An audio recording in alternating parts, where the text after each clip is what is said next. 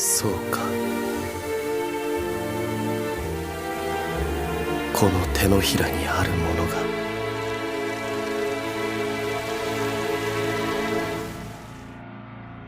Qu'est-ce qui fait de nous des êtres humains?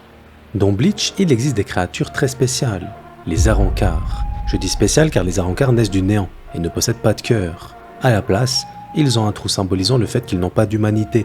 Ils sont censés être l'opposé parfait de ce que nous sommes. Le truc, c'est que malgré tout, certains d'entre eux ressentent des émotions. Alors la vraie question que je me suis posée, c'est est-ce que malgré notre cœur qui bat, sommes-nous vraiment plus humains qu'eux? Et c'est là qu'intervient Ulquiorra Cypher, l'espada numéro 4.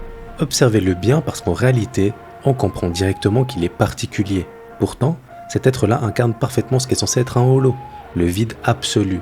L'histoire d'Ulquiorra, c'est celle d'un être né du néant qui découvre petit à petit ce que ça signifie que d'exister, que d'être humain. Il finit par chercher ce que nous tenons pour acquis. Aujourd'hui, on va plonger dans l'âme de celui qui pensait ne pas en avoir et découvrir pourquoi sa quête d'humanité nous concerne tous. Le monde des holos, un désert infini sous un ciel noir éternel. C'est ici qu'est né Ulquiorra. Pas façonné par Aizen comme les autres espadas, non. Lui, il a enlevé son masque seul, un vasto lordé qui a évolué tout seul dans la solitude absolue de ce désert. Imaginez, errer pendant des siècles dans le néant, juste le vide, et au milieu de ce vide, une créature qui développe petit à petit une conscience. Mais du coup, une conscience de quoi? Du néant.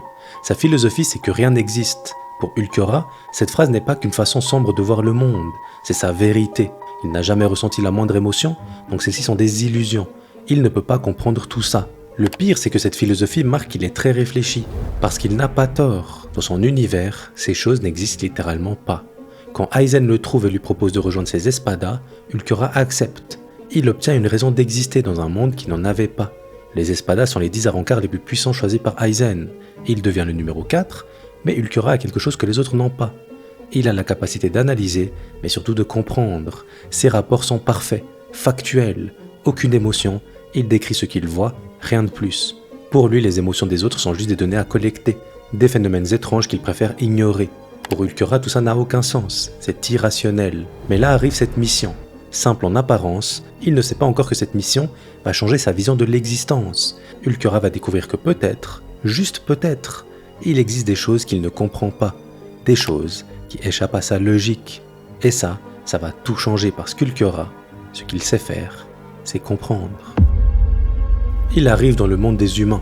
Pour la première fois de son existence, Ulquiorra quitte le Hueco Mundo. Il découvre un monde avec de la vie et du mouvement. Mais ça ne l'impressionne pas. Pour lui, ce n'est que du décor, des détails sans importance. Il a une mission, trouver et analyser Ichigo Kurosaki. Et quand il le trouve, tout ne se passe pas comme prévu. Et ce parce qu'il tombe sur un atout supérieur, Orihime Inoue. Il retourne au Hueco Mundo avec des informations primordiales, et Aizen est très clair. Il faut la capturer. Retour dans le monde des humains, et évidemment, Ulquiorra la capture. À partir d'ici, Ulquiorra devient le gardien d'Orihime. Sa mission, la surveiller. Rien de bien compliqué, mais petit à petit, ses visites se multiplient, et les conversations s'allongent. Il se pose des questions qui cherchent à comprendre pourquoi elle ne mange pas par exemple, des comportements qu'il n'arrive pas à expliquer. Mais ça, c'est pas le plus fou. Le plus fou, c'est que si Ulquiorra se pose des questions, c'est la preuve qu'il cherche à comprendre. La preuve que sa curiosité s'est éveillée. Mais il ne comprend toujours pas pourquoi elle s'inflige tout ça, mais surtout pourquoi malgré tout, l'espoir est encore là. Ce n'est plus de la logique froide. Il y a quelque chose d'autre, quelque chose qu'il refuse d'identifier. Mais nous, on sait. Ulquiorra s'attache à elle. Il commence à développer des émotions comme si celles-ci étaient contagieuses. Évidemment, Ulquiorra refuse de l'admettre. Dans son esprit, il protège juste un atout précieux. Il accomplit sa mission, et c'est tout. Oui, il se ment à lui-même. Et ça, c'est très intéressant, parce que le mensonge, lorsqu'il est intérieur, naît forcément d'une émotion. Et là arrive celui qui va briser définitivement ses certitudes, celui qui va l'obliger à regarder la vérité en face. Ichigo Kurosaki. Ulquiorra va découvrir quelque chose qui va détruire tous ses fondements. Il existe une force qui dépasse la logique, une puissance qui naît du cœur. Ichigo débarque à Las Noches avec une détermination que Ulquiorra n'a jamais vue. Cet humain affronte des espadas surpuissants dans le territoire d'Aizen, un véritable monstre. Et ce pour une seule chose, sauver Orihime. Pour Ulquiorra, c'est incompréhensible. Pourquoi risquer sa vie pour quelqu'un d'autre, mais surtout, pourquoi se battre contre des ennemis beaucoup plus forts que soi? Ichigo n'a aucune chance, Et ça, c'est irrationnel. Plus que ça, c'est stupide. Et pourtant, quand ils se retrouvent face à face, Ulquiorra ressent quelque chose d'étrange. Pas de la peur, non, de l'intérêt. Ichigo a quelque chose de différent. Malgré tout, Ulquiorra domine totalement. Il est plus fort en tout point, Ichigo tombe, mais se relève malgré des coups qui devraient le tuer. Et ça continue. Ça ne s'arrête pas, et c'est là que se produit quelque chose d'extrêmement intéressant. Car comme je vous disais précédemment, Ulquiorra a éveillé sa curiosité, et plutôt que d'ignorer tout ça, il va poser une question. Pourquoi te bats-tu ? C'est une question sincère. Il veut vraiment comprendre. Et Ichigo répond qu'il fait ça pour la protéger. La réponse la plus simple du monde. Trop simple pour Ulquiorra, il attendait une explication complexe. Mais non, c'est juste ça, la protection d'Orihime. Le truc c'est que plus Ichigo est blessé, plus il devient dangereux. Sa force ne vient pas de sa technique ou de sa puissance, elle vient de sa volonté. Et ça, Ulquiorra ne le comprend pas non plus. Dans sa logique, un être blessé s'affaiblit. La douleur doit ralentir, pas accélérer. Mais Ichigo défie cette règle, il transforme sa souffrance en carburant. Alors Ulquiorra donne tout. Il décide de montrer sa vraie puissance, la Segunda étape, la forme que même Aizen n'a jamais vue. Regardez cette transformation, des ailes gigantesques. Il devient l'incarnation parfaite du vide, le holo ultime. Et là, il massacre Ichigo, littéralement. Il le domine à tous les niveaux, ce n'est même plus un combat, c'est une démonstration, au point où Ichigo meurt.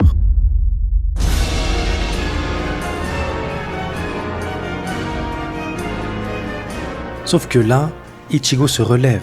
Ce n'est plus vraiment lui, c'est son holo intérieur qui a pris le contrôle. Et là, c'est l'inversion totale. Ichigo, l'humain, devient un monstre. Et Ulquiorra, le monstre, devient humain.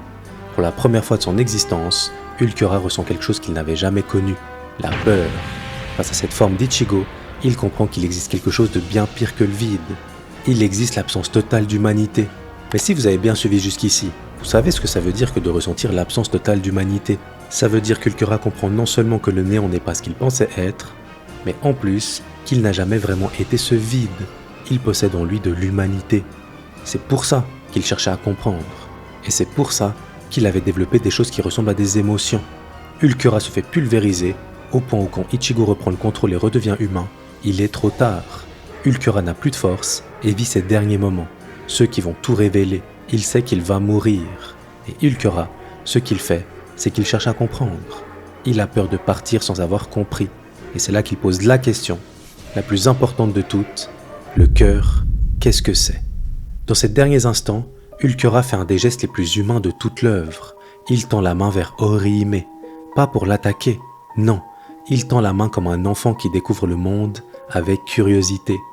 Ulquiorra ne comprend pas seulement que le cœur, c'est l'organe qui bat dans la poitrine. Non, il comprend quelque chose de bien plus profond, que le cœur, c'est tout ce qu'il a ressenti jusqu'ici, de la curiosité pour Orihime à la peur face à Ichigo, en passant par son besoin de comprendre, tout ça c'était son cœur.